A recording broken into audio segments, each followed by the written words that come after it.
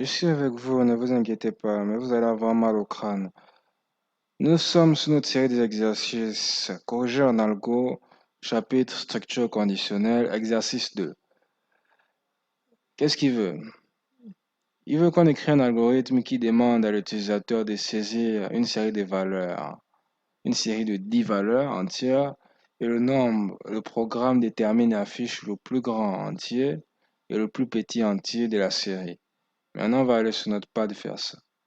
Ça, c'est les courbes généreuses de tous les programmes algo, le début. On va déclarer maintenant nos variables. Nous avons là, pour le type entier, i. I qui va servir, voilà, on va utiliser une boucle pour la première fois. Vous allez voir comment utiliser une boucle en algorithme. Même si ce n'est pas le chapitre pour ça, mais on va faire ça. Donc, valeur plus grand et plus petit. Donc, tous ce sont des entiers.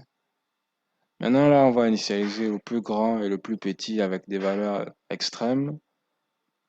Donc, plus grand va recevoir moins infini et plus petit va recevoir plus infini. Maintenant, on va demander à l'utilisateur de saisir 10 valeurs. On va déclarer maintenant notre boucle. For, et en algorithme, c'est en français, donc si c'est en anglais, c'est autre chose. Nous avons là pour i. Donc, i va commencer là. I allant de 1 à 10. Faire. Donc, la boucle commence à compter de 1 et s'arrête à 10. Ensuite, on va écrire entrer la valeur i, donc correspondant à là, ça va correspondre à tous les chiffres qui vont défiler de 1 à 10 là. Il là correspond à ça. Et on récupère donc la valeur avec lire à chaque fois. Et là, on va mettre à jour le plus grand et le plus petit nombre. On a déjà fait ça en langage, c'est si la valeur est supérieure à plus grand, donc cette valeur est supérieure à plus grand, rappelez-vous, plus grand est égal à cette chose-là. Plus grand reçoit la valeur là. Si la valeur est le plus petit, et plus petit donc, plus petit, c'est ça, alors plus petit reçoit cette valeur là.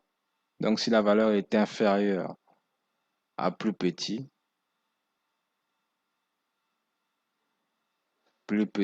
recevra cette valeur. Et là, on a fini avec la boucle for. On va maintenant afficher le résultat. Le plus grand entier de la série est, on va afficher le plus grand entier de la série est, le plus grand qui est là. Le plus petit entier de la série est, le plus petit là. Et là, vous avez fini.